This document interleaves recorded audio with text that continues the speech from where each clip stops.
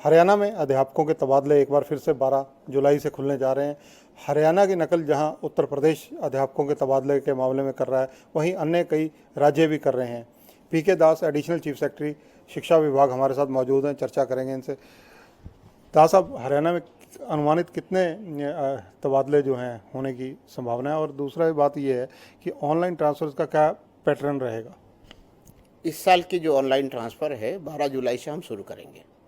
पहले फेज़ में हम हेडमास्टर, पीजीटी और एलिमेंट्री स्कूल हेडमास्टर, ये 3 कैटेगरी का करेंगे। और दूसरे फेज़ में हम जेबीटी, टीजीटी और प्रिंसिपल, स्कूल के प्रिंसिपल, उनके ट्रांसफ़र करेंगे। तो पहले फेज़ 12 जुलाई से शुरू करके 27 जुलाई तक, और दूसरा फेज़ 28 जुलाई से शुरू करके करीब 14 अगस्त तक ये होंगे। और मुझे उम्मीद है कि अगर हम जो 5 साल जिनके पूरे कर चुके हैं उनको तो ट्रांसफ़र करेंगे ही करेंगे, ताकि उसके बाद कुछ ऐसे भी टीचर होंगे जो खुद 5 साल पूरे नहीं हुए हैं लेकिन अपना ट्रांसफ़र कराना चाहते हैं। कुल मिला के ये सारे कैटेगरी मिला के मुझे लगता है लगभग 40,000 टीचरों का ट्रांसफ़र इस साल होगा।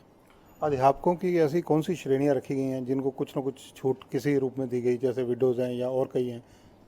हमारी जो ट्रांसफ़र पॉलिसी में पिछले साल ही हमने वेटेज जो सिस्टम था उसमें जो अनमैरिड लेडीज़ हैं, विडोज़ हैं, और उन लोगों के लिए जो खास करके लेडीज़ सेक्शन में उनके लिए तो वेटेज रखा था। जिनके खुद जो फिजिकली हैंडीकैप्ड है, जिनके मेंटली रिटार्डेड बच्चे हैं, जिनके स्पाउस किसी बड़े बीमारी से पीड़ित हैं, उन लोगों के लिए भी वेटेज का बंदोबस्त था। इस बार जो हमने खास जो परिवर्तन किया है ट्रांसफ़र पॉलिसी में वो ये है कि विजुअली जो हैंडीकैप्ड है, यानी कम्प्लीटली ब्लाइंड है, पैरालिटिक है, कैंसर से पीड़ित हैं, बाईपास ऑपरेशन हार्ट के हुआ है, किडनी ट्रांसप्लांट हुआ है या अभी डायलिसिस चल रहा है, ऐसे जो व्यक्ति हैं उन लोगों को हम ये ट्रांसफ़र से छूट देंगे। यानी 5 साल वो चाहे एक जगह पूरा कर लिए हों लेकिन उनका तबादला हम अपनी तरफ से नहीं करेंगे। लेकिन अगर वो अपनी तरफ से तबादला चाहते हैं तो वो जो वेटेज सिस्टम है उस वेटेज सिस्टम में इन लोगों को मैक्सिमम वेटेज मिलेगा। यानी अगर वो ट्रांसफ़र चाहेंगे तो वो लगभग अपनी इच्छा के मुताबिक जहाँ जाना चाहेंगे वहाँ जा सकते हैं। ये एक मेजर परिवर्तन पिछले साल के पॉलिसी में इस बार हमने ये सब चीज़ों को देखने के बाद किया है।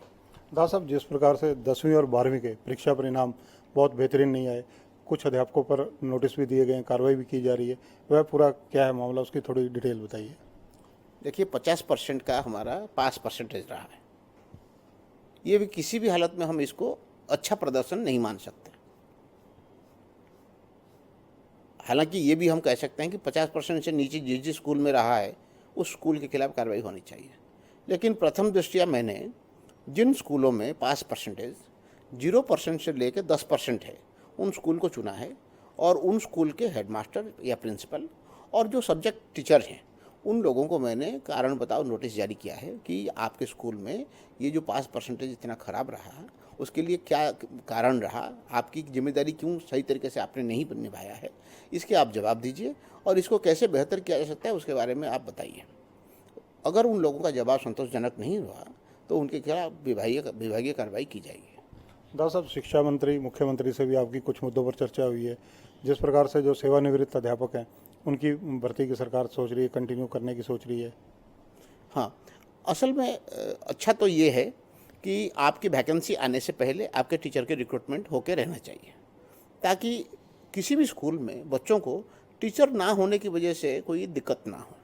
लेकिन अब तक ये नहीं हो पाया है, और आप देखेंगे अभी भी हमारे करीब 35,000 के करीब पोस्टें खाली है डिफरेंट कैटेगरीज़ के। तो ये एक हमने फैसला लिया है कि मार्च 2018 तक जितने भी हमारे वैकेंसी बनेंगे वो सभी वैकेंसी के लिए रिक्विजिशन स्टाफ सिलेक्शन कमीशन में हम भेज रहे हैं, ताकि अगले 1 साल में वो रिक्रूटमेंट करके अगर दे देते हैं तो मार्च 2018 को जितनी हमारी वैकेंसी होगी उतने हमारे टीचर रिकमेंडेशन हो गए आ जाएंगे। तो वो एक समय होगा जब वैकेंसी और अवेलेबिलिटी ये दोनों मैच करेंगे। लेकिन जब तक ये नहीं होता हमें कुछ ना कुछ टेम्प्रेरी अरेंजमेंट करना पड़ेगा। ये जो रिटायर्ड टीचर को हम बुला रहे हैं ये एक टेम्प्रेरी अरेंजमेंट है, ताकि जब तक परमानेंट अरेंजमेंट नहीं हो जाता जहाँ भी संभव है बच्चों के लिए टीचर अवेलेबल करना आसान हो। जेबीटी टीचरों को लेकर करनाल में भी कुछ लोग धरने पर बैठे हुए हैं, उस विषय में सरकार क्या कर रही है? देखिए, जेबीटी टीचर जो नए सिलेक्टेड हुए थे, ये नए तो नहीं हुए थे, उनके करीब 4-5 साल हो गए हैं, उनके अपॉइंटमेंट दिया जाना है या नहीं दिया जाना है, इसके बारे में सरकार का रुख बड़ा साफ है।